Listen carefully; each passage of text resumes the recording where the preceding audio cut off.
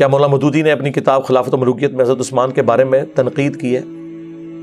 یہ جھوٹ ہے جی، آپ خود پڑھ کے دیکھ لیں۔ میرے پاس ایک بھائی آئے، مجھے تو خیر بعد میں پتا چلا ان کا تعلق داعش کے ساتھ تھا، تو عرب ملکوں سے یہاں آئے، وہ عرب میں ہی پیدا ہوئے تھے، اردو بھی ان کو اچھی آتی تھی کیونکہ ان کے ماں باپ پاکستانی تھے، تو اور عربی ان کی ایک نیٹو لینگویج مان چکی بھی تھی، اور دنیاوی طور پہ پڑھے لکھے بھی تھے، انگریزی بھی ان کو آتی تھی۔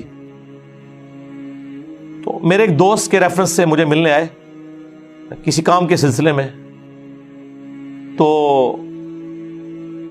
آتے ہی انہوں نے یہ بات کی۔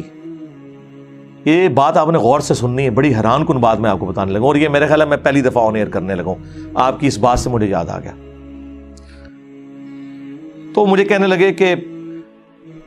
خلافت و ملوکیت میں مولانا مودودی رحمہ اللہ نے سیدنا عثمان غنی رضی اللہ تعالیٰ عنہ کی توہین کی ہے۔ میں نے کہا نہیں، میرے پاس یہ خلافت و ملوکیت پڑھی ہوئی ہے، تو تم اسے پڑھو۔ میں صبح آفس چلا گیا، تو شام کو بلکہ رات کو کافی لیٹ واپس آیا، انہوں نے ایک دن میں اس کا میجورٹی پورشن پڑھ لیا تھا۔ وہ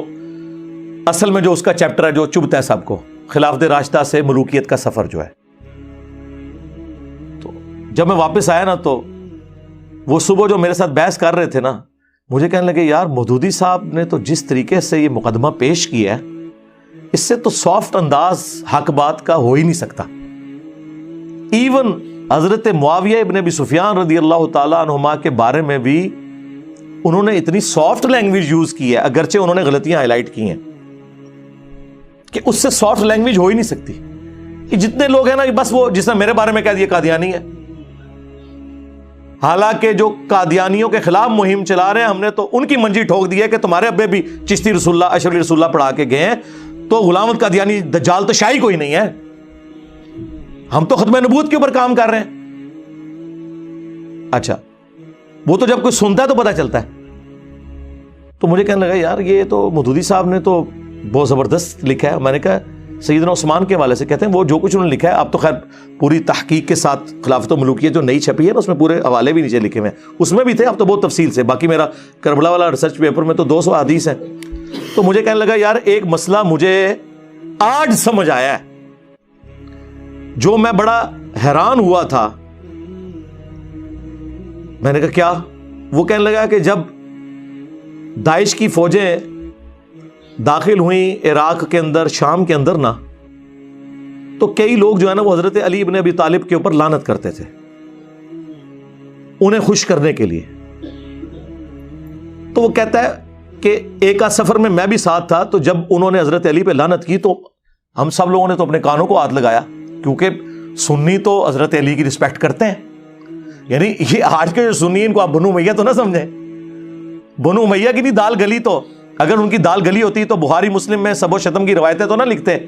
اور بنو امیہ کا رد تو نہ کرتے امام بخاری امام مسلم حضرت علی کی شان میں حدیثیں لے کے۔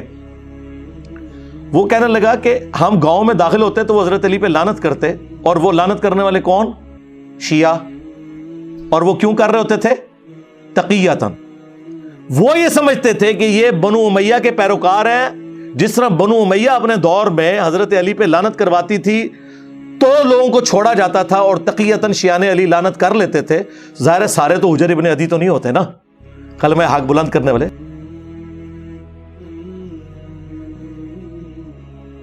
اور وہ بھی جائز ہے جان بچانے کے لیے اگر کوئی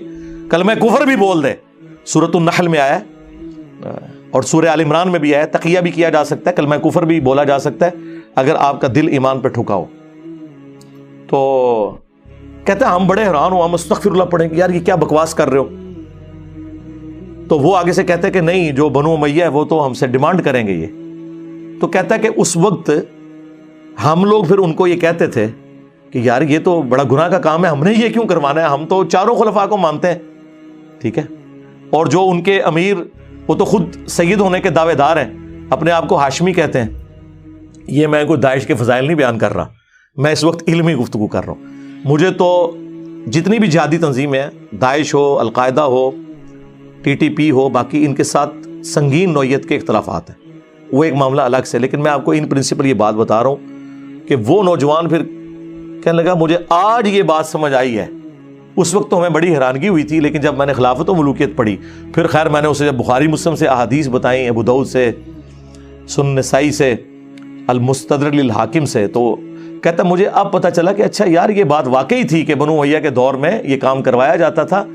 اور یہ ہم نے پریکٹیکلی چیک کیا ہے کہ شیعان علی نے ہمارے شر سے بچنے کے لیے حضرت علی پہ ہمارے سامنے لعنت کی، تو ہم کہتے تھے یار ان کو کیا ہو گیا، ہم نے تو انہیں کچھ بھی نہیں کہا، اور حضرت علی تو ہمارے لیے بھی رسپیکٹیبل پرسنالٹی ہیں، جو میں اکثر جو ہے وہ اہل تشیع حضرات سے بھی کہتا ہوں کہ اہل سنت کے تو ہاتھ پاؤں بندھے ہوئے ہیں، جس طرح مسلمانوں کے ہاتھ پاؤں بندھے ہوئے ہیں کہ ہم کرسچنز کی رسول اللہ کی شان میں جو گستاخی ہے یا خاکے بنانا، اس کے اگینسٹ غصے میں بھی آ کے تصور نہیں کر سکتے کہ ہم عیسیٰ ابن مریم کی توہین کریں، کیونکہ ہمارے ایمان کا حصہ ہے۔ ہمارے نزدیک جتنا بڑا کافر رسول اللہ کا انکاری ہے اتنا بڑا کافر ہی حضرت عیسیٰ کا انکاری ہے۔ لا نفرق بین احد من رسلی، مرتبے میں فرق اپنی جگہ، تفضیل بین الرسل وہ حق ہے، تلک الرسل فضلنا بعضهم علی بعض، لیکن تفریق بین الرسل یہ کفر ہے۔ لا نفرق بین احد من رسلی، بلکہ سورہ النساء میں تو آیا جو اللہ رسول میں یا رسولوں میں بھی آپس میں فرق کر دے وہ بھی پکا کافر ہے۔ ہمارے ہاتھ پاؤں بندھے میں، ہم عیسیٰ ابن مریم کی توہین کا سوچ بھی نہیں سکتے۔ وجیہا فی الدنیا والآخرہ ومن المقربین، ہمیں کبھی وہم بھی نہیں آتا۔ بالکل اس طریقے سے اگر اہل تشیع کی جانب سے خلفائے ثلاثہ کے اوپر کوئی لان تان کی جاتی ہے تو ہم تو تصور بھی نہیں کر سکتے کہ ان کو غصہ دلانے کے لیے مولا علی علیہ السلام کے بارے میں کوئی ایسی بات کرتے ہیں، نعوذ باللہ من ذالک۔ وہ تو ہم اپنے ایمان کا حصہ سمجھتے ہیں۔ خلفائے ثلاثہ کے بارے میں کوئی حدیث نہیں ہے یہ والی جو مولا علی کے بارے میں صحیح مسلم میں علی سے محبت نہیں رکھے گا مگر مؤمن، علی سے بغض نہیں رکھے گا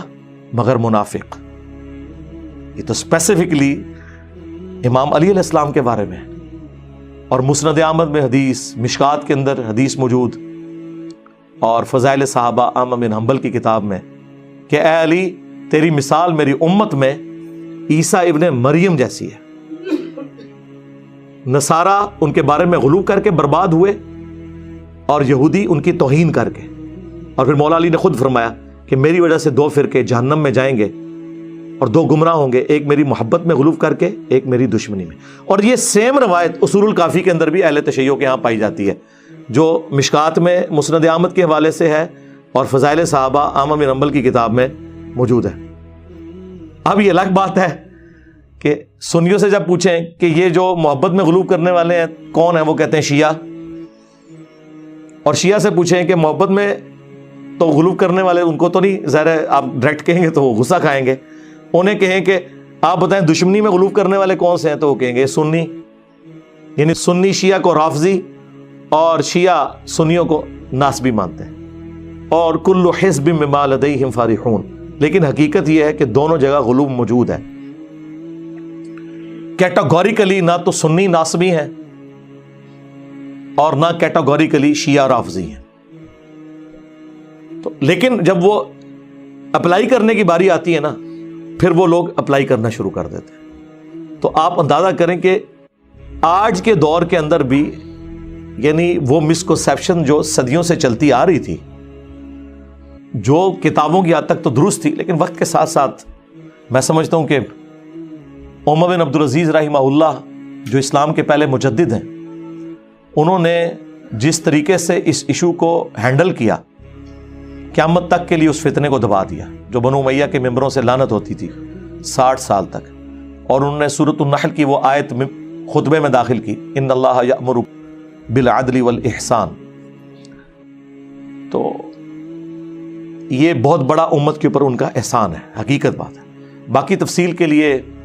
آپ میری ویڈیوز دیکھ لیں اور میرا کربلا والا ریسرچ پیپر پڑھ لیں، اس میں ساری احادیث میں نے نقل کی ہیں۔ اور یہ جو تماشا لگایا ہوا انہوں نے کہ نہیں جی وہ تنقید ہوتی تھی، لعنت نہیں ہوتی تھی، تو مسلم شریف میں واضح الفاظ موجود ہیں، لعن اللہ ابا التراب 6229 صحیح مسلم کی حدیث۔ اور تقی عثمانی صاحب کہتے ہیں نہیں نہیں وہ بخاری میں ایک حدیث سب کی ہے اور سب کا مطلب تنقید ہے، حالانکہ وہی حدیث مسلم میں تھی، لیکن اس سے اوور لک کیا، یا اوور لک کیا، اگر اوور لک کیا تو بہت خطرناک ہے، یہ تو منافقت ہے، اور اگر جہالت کی وجہ سے کیا تو سرکار اب سمجھ لیں لیکن نہ یہ اپنے مفتیوں کو جاہل ماننے کے لیے تیار ہے، نہ منافق ماننے کے لیے تیار ہے۔ مسلم شریف میں واضح الفاظ تھے، لعنت کے الفاظ موجود تھے۔ بہرحال مولانا مودودی رحمہ اللہ نے جس پیشن کے ساتھ اس چیز کو ہائی لائٹ کیا خلافت و ملوکیت میں سمجھتا ہوں اس کام کو اگر 4 چاند کسی بندے نے لگائے ہیں نا تو مولانا اسحاق صاحب ہیں رحمہ اللہ۔ مولانا اسحاق صاحب نے قیامت تک کے لیے رافضیت اور ناصبیت دونوں کے خلاف ایک بند باندھا ہے، اور الحمدللہ اس مقدمے کو میں نے ایک عام فہم انداز میں حدیثوں کی نمبرنگ کے ساتھ اپنے ریسرچ پیپر واقعہ کربلا کا حقیقی پس منظر 72 صحیح الاسناد احادیث کی روشنی میں، جس میں 200 روایتیں جمع کی، 72 میں نے شہداء کربلا کی نسبت رکھی، اس کے اندر پورا مقدمہ کلیئر کیا، جسے شوق ہو تو دیکھ سکتے ہیں۔ باغ فدق آپ کے مطابق مینیجریل ایشو تھا، لیکن اگر نبی الاسلام کے وارث نہیں ہوتے تو اس کے اوپر میں میرے بھائی پہلے بول چکا ہوں، میرا موقف یہ ہے کہ آج کی ڈیٹ میں یہ ایشو ریزالو ہے۔ جن لوگوں کے ساتھ مولا علی علیہ السلام نے اپنی زندگی میں کمپرومائز کیا، یعنی خلفائے ثلاثہ، اہل تشیع کہتے ہیں کہ تقیہ کیا یا امت کے وسیع تر مفاد میں کیا، سنی کہتے ہیں نہیں دل سے کیا، دونوں اپنے اپنے موقف پہ قائم رہے، اینڈ رزلٹ کیا ہے کہ کیا، ٹھیک ہے۔ جن سے مولا علی کی دوستی ہے چاہے وہ کسی بھی وجہ سے، ہماری ان سے قیامت تک دوستی، اور جن سے آپ کی دشمنی ہے اور ان پہ قنوت نازلہ پڑی ہے، المصنف ابن ابی شیبہ میں اللہم علیک بمعاویہ و اشیائہ و عمر بن عاص و اشیائہ و ابا سلمی و اشیائہ، اور مصنف ابن ابی شیبہ کے اندر موجود ہے کہ میں اللہ سے امید کرتا ہوں کہ مقتولین صفین جو میرے مخالفین ہیں ان کو بھی اللہ معاف کر دے گا، اور پھر مقدمہ میرے اور معاویہ کے درمیان اللہ کی عدالت میں طے پائے گا۔ تو مولا علی نے معاویہ بن ابی سفیان رضی اللہ تعالیٰ عنہ کے بارے میں اس مسئلے کو، چیپٹر کو کلوز نہیں کیا، وہ چیپٹر آج تک کھلا ہے اور وہ کھلا رہے گا، اسے کوئی بند نہیں کر سکتا۔ جہاں پہ چیپٹر کلوز ہے اسے کلوز رہنے دیں اور اتحاد امت پہ کام کریں۔